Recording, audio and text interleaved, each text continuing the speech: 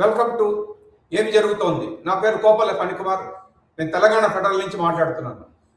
గడిచిన 2-3 రోజులుగా తెలంగాణలో ఒక ఇష్యూ హాట్ టాపిక్ అయింది. అదేమిటంటే టీఆర్ఎస్.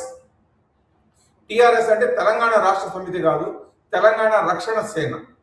కల్వకుంట్ల కవిత ఆధ్వర్యంలో ఏర్పాటైనటువంటి ఈ టీఆర్ఎస్కు ఎలక్షన్ ప్రత్యామ్నాయంగా వేరే పేర్లు ఏదైనా సూచించాలని 15 రోజులు గడువు ఇచ్చింది. ఆ 15 రోజులు కూడా దాదాపు ఒక 3-4 రోజులు అయిపోయింది.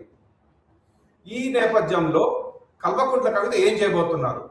న్యాయ పోరాటం చేస్తారని అంటున్నారు. మరి చెల్లుతుందా ఆ పోరాటం? ఎలక్షన్ కమిషన్ ఏం చెప్తుంది? ఇటువంటి విషయాలన్నీ మనతో మాట్లాడడానికి కాకతీయ యూనివర్సిటీలో రిటైర్డ్ ప్రొఫెసర్, ఇప్పుడు తెలుగు అకాడమీ చైర్మన్ కూర్పాటి వెంకటనారాయణ గారు మనతో ఉన్నారు. నమస్తే ప్రొఫెసర్ గారు. నమస్తే. ఇప్పుడు ఈ టీఆర్ఎస్ వివాదం, దీనికి సంబంధించి భవిష్యత్తులో ఎలా ఉండబోతోంది, కవిత రాజకీయం అనేటువంటి కొద్దిగా వివరిస్తారా మాకు? ఒరిజినల్ గా టీఆర్ఎస్ అనేది 2021లో ప్రారంభమైంది. అది ఉద్యమకారులు, రాజకీయ పార్టీ కలిసి ఆ పేరు తీర్మానం చేసి పెట్టడం జరిగింది 2001లో. తర్వాత దాదాపు 9.5 సంవత్సరాల కాలం కేసీఆర్ ఒక ముఖ్యమంత్రిగా రాష్ట్రాన్ని ఏకఛత్రంగా పరిపాలించి దేశంలోనే తన ప్రభుత్వాన్ని ఏర్పాటు చేయాలనేటువంటి ఒక ఆలోచన వచ్చింది ఆయనకు. కాబట్టి తెలంగాణ రాష్ట్ర సమితి అని పేరుంటే మిగిలిన రాష్ట్రాలలో దానికి మనుగడ ఉండదు, దాన్ని యాక్సెప్ట్ చేయరనే ఉద్దేశంతో భారత రాష్ట్ర సమితి అని చేసుకోవడం జరిగింది.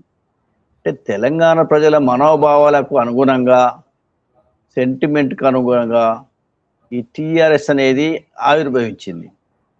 తెలంగాణ ప్రజలను పక్కకు పెట్టి వాళ్ళను నిర్లక్ష్యం చేసి ఈ టీఆర్ఎస్ అనే పదాన్ని బీఆర్ఎస్గా మార్చాను, భారత రాష్ట్ర సమితిగా మార్చాను. దాన్ని ఎలక్షన్ కమిషన్లో కూడా రిజిస్ట్రేషన్ చేసింది. జనమంతా అన్నారు ఇది ఒక తెలంగాణ రాష్ట్రం కోసము ఆవిర్భవించిన పార్టీ, ఆ పార్టీ పేరు మార్చకూడదని చెప్పి ఆనాడు ఉద్యమకారులు కూడా చెప్పారు. కానీ అది కూడా పట్టించుకోలేదు ఆయన, మార్చేసిండు. దాని తర్వాత ఆయన ఓటమి పాలయ్యిండు.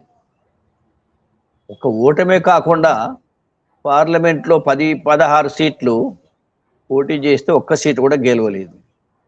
ఒక రకంగా టీఆర్ఎస్ అనే పదము తీసేసుకోవడం వల్ల అది తెలంగాణ ప్రజలు కూడా సహించలేదు. ఆయన ఓటమికి ఇది కూడా ఒక కారణం. తర్వాత కల్వకుంట్ల కుటుంబంలో ఒక వివాదం ఏర్పడ్డది. ఆస్తుల పంపిణీ కావచ్చు, బీఆర్ఎస్ అనే పార్టీ ఎవరి సొత్తు కావాలి. ఎందుకంటే ఆ పార్టీ అనేది ప్రజలు, ఉద్యమకారులు ప్రారంభించినప్పటికీ కూడా అది ఒక కుటుంబం యొక్క ప్రాపర్టీగా వాళ్ళు పరిగణించారు. కాబట్టి పరిగణించిన తర్వాత అది అన్నకు చెల్లెకు మధ్యన ఇంకొక వాళ్ళ బావ ఉన్నాడు హరీష్ రావు. ఇది ఎవరికి చెందుతున్నటువంటిది కుటుంబంలో అంతర్గతంగా ఏర్పడినటువంటి వివాదం. అయితే కవిత ఇది నేను తెలివి కలదాన్ని మ్యానిపులేట్ చేయగలుగుతాను, పార్టీని నడిపించగలుగుతాను, ప్రజలకు కళ్ళబుల్లి కబుర్లు చెప్పైనా కానీ నేను ప్రభుత్వంలో పార్టీని కూడా నడపగలుగుతా, అధికారం తెచ్చుకోగలుగుతాననేటువంటి ఒక అత్యాశ ఉన్నది ఆమెకు. కాబట్టి ఆ ఉద్దేశంతో ఆమె అందులో ప్రయత్నం చేసింది. కానీ వాళ్ళు ఏం చేశారు, నువ్వు ఇలా ఉండదగిన దానివి కాదు, నువ్వు లిక్కర్ స్కామ్లో పట్టుబడ్డావు, నీతోటి మాకు నష్టం జరుగుతుంది అనే ఉద్దేశంతో ఆమెను బహిష్కరించింది. కాబట్టి పార్టీ మీద పట్టు తనకే ఉండాలనే ఉద్దేశంతో బయటకు వచ్చి వాళ్ళు ఎప్పుడైతే వదిలిపెట్టిన టీఆర్ఎస్ అనే దాన్ని తెలంగాణ రక్షణ సేన అని పేరు పెట్టుకొని రిజిస్టర్ చేసింది. ఇప్పుడు వాళ్ళకు ఒక మింగుడు పడనటువంటి విషయంగా మారిపోయింది. కాబట్టి ఇది మా పార్టీ పేరు ఆమె వాడుకోవడానికి వీల్లేదని ఆ పార్టీకి సంబంధించిన ముఖ్యమైన కార్యకర్తలు వందల మంది ఈ ఎలక్షన్ కమిషన్కు ఫిర్యాదులు చేసిండ్రు. అవును ఆ సందర్భంలో ఒక అభ్యంతరాలు వచ్చినాయి కాబట్టి అవును ఇది మీకు చెల్లదమ్మా, మరి ఇది మీరు వేరే చూసుకోండి అని వాళ్ళు సూచన చేసిండ్రు. అవును ఇప్పుడు ఒక వివాదంగా మారింది. అవును తప్పకుండా ఆమె లీగల్ గా ఫైట్ చేస్తుంది.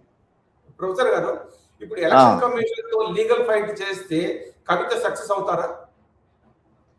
ఆమెకు వివాదం జరగాలని ఉన్నది. ఆ ఓకే పార్టీ నష్టపోయినా కానీ ఆమె లాభపడాలా, ఆమె లాభపడకపోతే వాళ్ళు కూడా నష్టపోవాలి అనే ఓకే లక్ష్యంతో ఈ ఓకే తెలంగాణ ప్రాంతం అంతా కూడా ఆ కుటుంబ ప్రాపర్టీగా, ఆ పార్టీ కూడా వాళ్ళ కుటుంబ ప్రాపర్టీగా వాళ్ళు అదే పరిగణిస్తున్నారు. కాబట్టి ఆ ఓకే విధంగా అది ఒకవేళ రేపు కోర్టుల ద్వారా ఆమెకు అవకాశం వస్తే ప్రయత్నిస్తుంది. ఓకే లేకపోతే ఆ పార్టీ ఎవరి సొత్తు కాకుండా పోవాలి, వాళ్ళు ఓకే నష్టపోవాలని కూడా ఆమెకున్నది. ఓకే తనకు కాని ప్రాపర్టీ వేరెవరికి ఎందుకు పోవాలి అనే లక్ష్యంతో ఇవాళ ప్రజల ముందు ప్రజాస్వామ్యంలో వాళ్ళ కుటుంబం ఇప్పటికే ఆభాస్ పాలైంది. ఓకే. దీంతో మరింత ఆభాస్ పాలే అవకాశం ఉందని నేను భావిస్తున్నా. ఇప్పుడు ఒకవేళ ఎలక్షన్ కమిషన్ కనుక కవిత వాదనను అంగీకరించకపోతే ఆవిడ స్టెప్స్ ఏ విధంగా ఉండబోతుంది? ఆవిడ వ్యూహం. బహుశా ఇంకా 2 సంవత్సరాల పైన ఎన్నికలకు సమయం ఉన్నది. అవును ఆమె కొట్లాడే అవకాశం ఇంకా ఉన్నది. అప్పటికి 5 సంవత్సరాలు అయిపోతే అవును ఆమెకు మరి ఇదే పేరు కొనసాగించే అవకాశం ఉంది. ఎందుకంటే 5 సంవత్సరాల దాకా ఆ పేరు ఎవరు వాడుకోవద్దని నిబంధన ఉంది కాబట్టి అవును 5 సంవత్సరాల దాకా వెయిట్ చేస్తుంది. ఈ ఓకే లోపల ఏదో ఒక పేరుతోటి పోటీ చేస్తుంది. మళ్ళీ ఓకే అదే పేరును మళ్ళీ తను వాడుకోవడానికి ప్రయత్నం చేస్తుంది. కాబట్టి ఆమెకున్న ఓకే అవకాశము ఇంకో ఓకే 2 ఏళ్ల దాకా అవకాశం లేకపోవచ్చు. ఆ తర్వాత దాన్ని ఓన్ చేసుకోవడానికి ట్రై చేస్తుంది. కాబట్టి అల్టిమేట్గా ఆమె అదే చివరి వరకు కూడా పోరాటం చేస్తుంది. ఎందుకంటే సో ప్రజల ముందు ఉమ్, వీళ్ళు చెప్పండి. అదే టీఆర్ఎస్ తీసేసి బీఆర్ఎస్ అని పెట్టినాడు, మరి అదే కవితమ్మ ఎందుకు మాట్లాడలేదు? వాళ్ళు ఎవరు అవును మాట్లాడలేదు కదా. వాళ్ళు అందరు ఒకటే ఇది నాది నాది అనుకొని బీఆర్ఎస్ అయినా టీఆర్ఎస్ అయినా మాకే ఉంటుందా అనుకున్నది. అవును ఎప్పుడైతే ఆమె కాలేదో ఈ అవును ఇష్యూలో అవును ముందుబడి ఆ పేరున్నటువంటి పార్టీ అవును నాకే కావాలని ఆమె ఆశపడ్డది, ప్రయత్నం ఓకే చేసింది. ఓకే ఆ రకంగా ఆమెకు అవకాశం కూడా వచ్చింది. ఓకే రేపు న్యాయ వ్యవస్థ ఎట్లా చెప్తే అట్లనే. ఇప్పుడు ఒకవేళ ఆవిడ కోర్టులో కేసు వేస్తే వివాదంలో ఉంది కాబట్టి ఇక ఆ పేరుని ఎట్లాగో వాడుకునేందుకు కోర్టు అనుమతించదు ఆవిడ్ని. అప్పుడు ఆవిడ ఇంకేదైనా పేరు పెట్టుకోవాలి పార్టీకి మళ్ళీ. ఈ లోపల ఆమె వేరే పేరు పెట్టుకున్నప్పటికి కూడా ఆ ఓకే పార్టీ ఆమెకు దక్కే అవకాశం ఉంటేనో తీసుకుంటది. ఓకే లేని పక్షంలో వాళ్ళకు కూడా అక్కర రాకుండా చేస్తుంది ఆమె. ఆ రకంగా రొంటన చెడ్డ రావణ కథ అంటే ఇద్దరు ఓకే కూడా చెడిపోతారు. ఓకే వాళ్ళకి కావాల్సింది ఏంది? ఈమెకు వస్తే మాకు నష్టం జరుగుద్ది, ఆమెకు లాభం జరగొద్దని వాళ్ళు అనుకుంటారు. ఓకే మరి వాళ్ళకు పోతే నాకు నష్టం జరుగుతుందని అని ఇది ఓకే ప్రాపర్టీ పంచాయతీగా మారింది. అల్టిమేట్ గా రేపు రాబోయే రోజుల్లో ఈ ఓకే 2 పార్టీలు, ఆమె పార్టీ కానీ వాళ్ళ పార్టీ కానీ ఓకే వాళ్ళని రిజెక్ట్ చేసే కాడికి వస్తుంది అది. ఎందుకంటే ఓకే ప్రజలు చూసి ఇది మా పార్టీ, మా తెలంగాణ పేరు మీద ఉన్నటువంటి పార్టీ పేరును వాళ్ళ అవును సొంత ప్రాపర్టీగా కొట్లాడుకుంటున్నారు అనేటువంటి మరింత ఆగ్రహానికి గురవుతారు. అదే కాబట్టి అదే అది వాళ్ళకేమి ఉపయోగపడదు. ఇప్పటికే వాళ్ళు భ్రష్టు పట్టిండ్రు. అవును అనేక వివాదాల మీద, దోపిడీ వ్యవస్థల మీద వాళ్ళకు అవును పేరు ఉన్నది. కాబట్టి అవును ఇది మరొక అంశంగా మారిపోతుంది. అంటే ఇప్పుడు కల్వకుంట్ల కవిత కోర్టుకు వెళ్ళడం ద్వారా ఒక రకంగా బీఆర్ఎస్ కేసీఆర్ కు ఆ టీఆర్ఎస్ అనే పేరు వాడుకోలేకుండా పర్మనెంట్ గా బ్లాక్ చేసినట్లేనా? వాళ్ళకు కూడా దక్కది. ఇప్పుడు అదే వాళ్ళు బీఆర్ఎస్ అని పెట్టుకున్న నాడే వాళ్ళకు ఉండేటువంటి ఉనికి కోల్పోయినరు. అవును ఇప్పుడు అది మళ్ళా తెచ్చుకుంటున్నట్టే కూడా ప్రజలు నవ్వుతారు, అవును అపహాస్య పాలవుతారు వాళ్ళు. అవును ఇది ఎటు కాకుండా ఈ అవును బీఆర్ఎస్ ఉంచుకుంటారా అంటే టీఆర్ఎస్ ఉంచుకుంటా అంటే వీళ్ళు ఏది చెప్పాలో వాళ్ళకు కూడా అర్థం కాదు. అవును కాబట్టి ఇది వాళ్ళ కొట్లాటల మధ్యలో అవును వాళ్ళ ప్రభుత్వాల పార్టీలు కూడా తీవ్రంగా నష్టపోతాయి. సో కేసీఆర్ ఒక రకంగా కవిత షాక్ ఇచ్చినట్లే అనుకోవాలి మనం, వాడుకోనికుండా తప్పకుండా. టీఆర్ఎస్ పేరును. అవునవును. దానికి ఆమె కేసీఆర్ కు బిడ్డ కూడా రాజకీయ రంగంలో ఉండాలనే ఉంది. ఎందుకంటే ఓకే. బిడ్డ ఉండాలి, కొడుకు ఉండాలి, రెండు ఓకే. పార్టీలు ఉండాలి. ఇంకో ఓకే. పార్టీ లేకుండా ఏం లేదు. ఓకే. వాళ్ళు ఏంటంటే ఈ రాష్ట్రంలో కల్వకుంట్ల ప్రభుత్వం కవిత వచ్చినా పర్వాలేదు, లేకపోతే రామారావు వచ్చినా పర్వాలేదు, ఓకే. ఈ రెండిట్లో ఏది వచ్చినా మనకే పేరు వస్తుంది అనేటువంటి ఆయనకు అంచనా ఉంటుంది. అంటే ఒక రకంగా ఇది తెర వెనుక వాళ్ళ కుటుంబ సభ్యులందరూ మాట్లాడుకొని చేస్తున్న ప్రయత్నాలని అనుకోవాలా? అలా అనుమానాలు వాళ్ళు ఏమైనా ఉన్నాయా? మాట్లాడుకోవాల్సిన అవసరం లేదు. ఒక ఓకే. అండర్స్టాండింగ్. ఎందుకంటే వాళ్ళు రాజకీయంగా లబ్ధి పొంది ఉన్నారు, ఓకే. దాని వాసనలు చూసిండ్రు, అవును. దాంట్లో ఉన్నటువంటి టేస్ట్ దొరికింది వాళ్ళకు. ఓకే. కాబట్టి ఆ కుటుంబ సభ్యులంతా ఏదో రకంగా రాజకీయంగా ఎదగాలని, ఎవరికి వాళ్ళే ఎదిగిన అవకాశం ఉంటే చేస్తారు, ఓకే. లేదా కలెక్టివ్ కూడా ఉంటారు. మొత్తం మీద ప్రజలను ఏలుకునేటువంటి అవకాశం మాకే రావాలని ఓకే. ఇండివిజువల్ గా ఉంటది, కలెక్టివ్ గా కూడా ఉంటది. ఓకే. ఇప్పుడు టిఆర్ఎస్ కానీ లేదా ఇంకేదైనా పేరు పెట్టుకున్నా కానీ కల్వకుంట్ల కవిత రాజకీయాల్లో సక్సెస్ అయ్యే అవకాశం ఎంత ఉంది? కల్వకుంట్ల కవితకున్న పేరు ఏం లేదు. ఇంతకుముందు ఆమె త్యాగాలు చేసింది ఏమి లేదు. తెలంగాణ ఉద్యమంలో తండ్రి పేరు చెప్పుకొని కెమెరాలను, మీడియాను ఉపయోగించుకొని ఓకే. ఆయన ముఖ్యమంత్రి కాగానే అన్ని అధికారాలు తీసుకొని సింగరేణి వ్యవస్థ మీద పెత్తనం చేసి, ఓకే. ఆ తర్వాత పబ్లిక్ సర్వీస్ కమిషన్ దానిపైన కూడా పెత్తనం చేసి మొత్తం రాజకీయ వ్యవస్థను భ్రష్టు పట్టించిన వాళ్ళలో ఆమె ఒకటి. ఓకే. వాళ్ళ కుటుంబంలో ఉన్నటువంటి సభ్యులంతా ఇన్వాల్వ్ అయ్యారు. ఓకే. ఆ ముగ్గురే కాకుండా ఇతర వాళ్ళకు అనుబంధంగా ఉన్నటువంటి కుల సభ్యులు, తర్వాత బంధువులు కూడా ఇన్వాల్వ్ అయ్యారు. అవును. కాబట్టి వాళ్ళ వ్యవస్థ అటువంటిది, ఓకే. ప్రజలు బాగా అర్థం చేసుకొని ఉన్నారు. ఓకే. కాబట్టి కల్వకుంట్ల కవిత బాగా ఆస్తిపరురాలు అయింది. భూములు ఉన్నాయి, జాగీర్లు ఉన్నాయి, ఓకే. ఫామ్ హౌజులు ఉన్నాయి, దాచిపెట్టిన డబ్బులు ఉన్నాయి, దుబాయ్లో ఆస్తులు ఉన్నాయి. అవి ఒడిసేదాకా రాజకీయాలు నడుస్తూనే ఉంటాయి. కానీ ప్రజలు వాళ్ళని నమ్మే పరిస్థితులు లేరు. ఎందుకంటే